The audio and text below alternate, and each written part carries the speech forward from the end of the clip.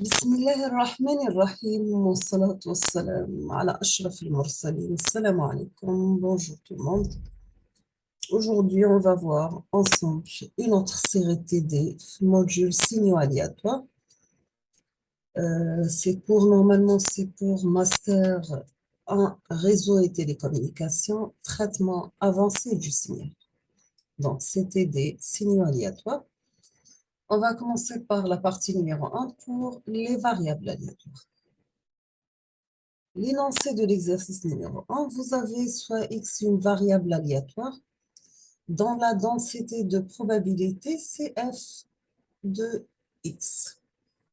Donc normalement c'est f de x. On vous demande de calculer la densité de probabilité de y égale exponentielle de x.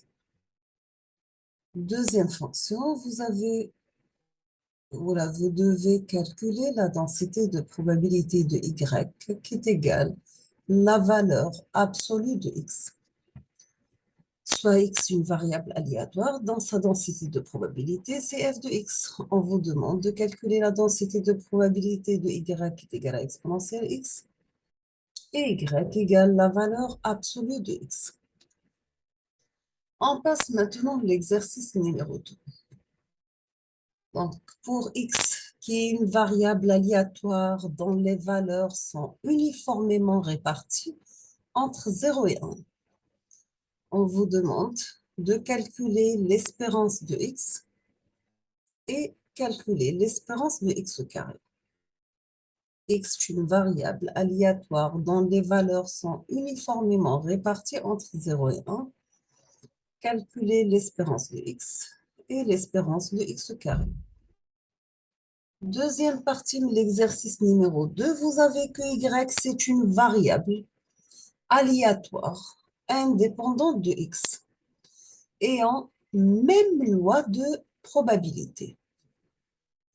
On va poser z qui est égal à x plus y et on vous demande de trouver la densité de probabilité de z et calculer l'espérance de z et l'espérance de z au carré.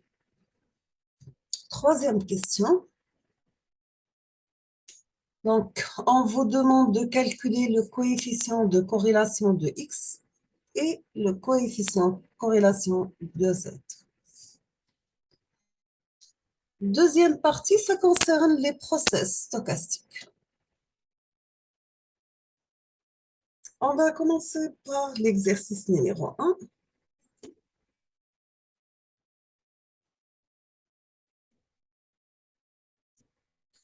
Donc, soit le process stochastique x de t qui est égal à r cosinus oméga t plus phi, sachant que oméga, c'est une variable aléatoire de densité de probabilité P oméga de alpha.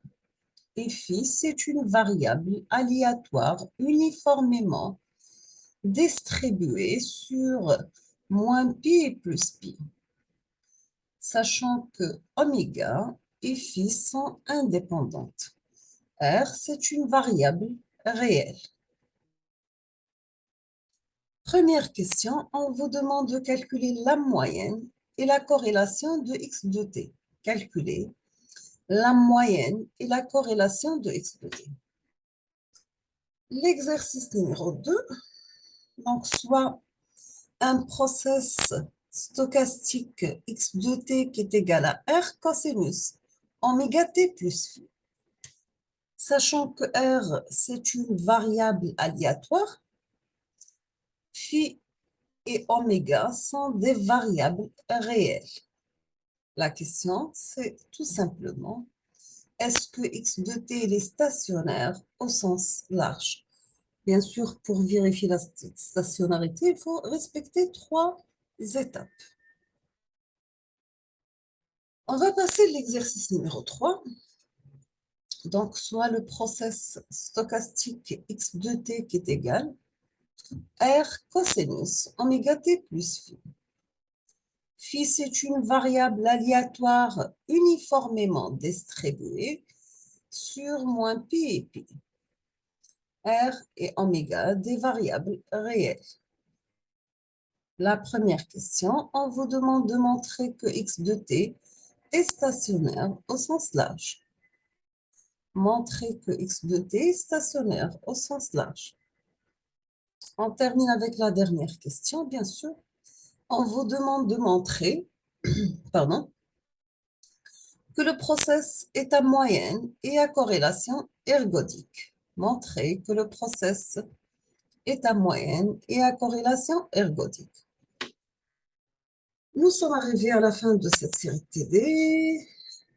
Je vais mettre la solution dans les prochains jours, Inch'Allah. Je vous remercie comme toujours pour votre attention. N'hésitez pas si vous avez des questions. Et à la prochaine vidéo, Inch'Allah. Merci beaucoup.